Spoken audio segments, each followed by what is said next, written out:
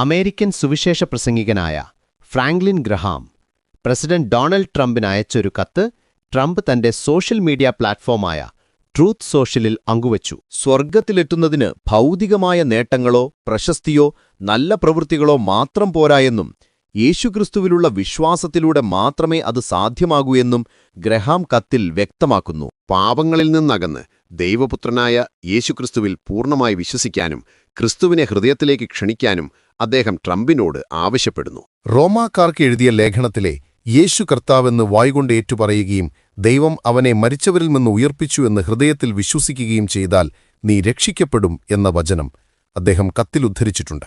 സ്വർഗ്ഗത്തിലെത്തുന്നതിനെക്കുറിച്ച് മുൻപ് ട്രംപ് നടത്തിയ ചില പരാമർശങ്ങൾക്കുള്ള മറുപടിയായാണ് ഗ്രഹാം ഈ കത്തെഴുതിയത്.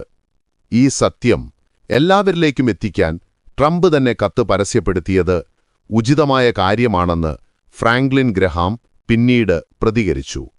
വിശ്വാസവും മാനസാന്തരവുമാണ് ക്രിസ്തീയ ജീവിതത്തിന്റെ അടിസ്ഥാനമെന്ന് ഓർമ്മിപ്പിക്കുന്നതായിരുന്നു ഈ സന്ദേശം.